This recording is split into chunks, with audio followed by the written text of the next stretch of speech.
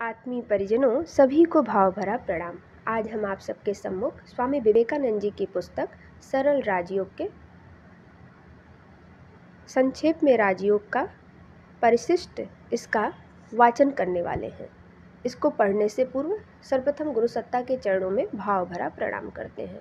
ओम अज्ञानतिमिरान्धस्य ज्ञानाञ्जनशलाकया चक्षुर्मीलितं येन तस्मै श्रीगुरुवे नमः। ओम श्री गुरुवे नमः। आत्मीय परिजनों, सरल राजयोग के परिशिष्ट संक्षेप में राजयोग और सरल राजयोग के विभिन्न सोपानों में आज हम आप सबके सम्मुख धारणा, ध्यान और समाधि के विषय में चर्चा करने वाले हैं। इसको पढ़ने वाले हैं। हृदय कमल में या सिर के ठीक मध्य देश में या शरीर के अन्य किसी स्थान में मन को धारण करने का नाम धारणा है। मन को एक स्थान में संलग्न करके फिर उस एकमात्र स्थान को अवलंबन स्वरूप मानकर एक विशिष्ट प्रकार के वृत्ति प्रवाह उठाए जाते हैं। दूसरे प्रकार के वृत्ति प्रवाहों से उनको बचाने का प्रयत्न करते करते वे प्रथमोक्त वृत्ति प्रवाह क्रमशः प्रबल आकार धारण कर लेते हैं और ये दूसरे वृत्ति प्रवाह कम होते होते अंत में बिल्कुल चले जाते हैं। फिर बाद में उन प्रथमोक्त वृत्तियों का भी नाश हो जाता है और केवल एक वृत्ति वर्तमान रह जाती है। इसे ध्यान कहते हैं। और जब इस अवलंबन की भी कोई आवश्यकता नहीं रह जाती, संपूर्ण मन जब एक तरंग के रूप में परिणत हो जाता है, तब मन की इस एक रूपता का नाम है समाधि।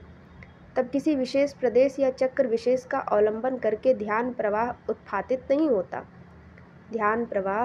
उत्थापित नहीं होता, केवल ध्येय वस्तु का भाव अर्थ मात्र अवशिष्ट रहता है।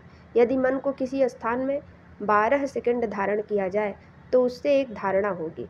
यह धारणा 12 गुणित होने पर एक ध्यान और यह ध्यान 12 गुणित होने पर एक समाधि होगी।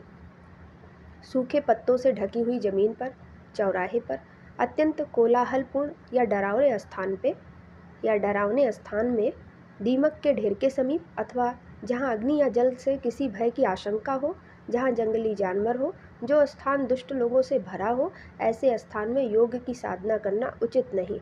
यह व्यवस्था विशेषकर भारत के बारे में लागू होती है। जब शरीर अत्यंत आलसी या बीमार मालूम होता हो अथवा जब मन अत्यंत दुखपूर्ण रहता है, तब भी साधना नहीं करनी चाहिए। किसी गुप्त और निर्जन स्थान में जाकर साधना करो, जहाँ लोग तुम्हें बाधा पहुँचाने ना आ सके। अपवित्र जगह में बैठकर साधना मत करना, वरन सुंदर दृश्य वाले स्थान में या अपने घर के एक सुंदर कमरे में बैठकर साधना करना।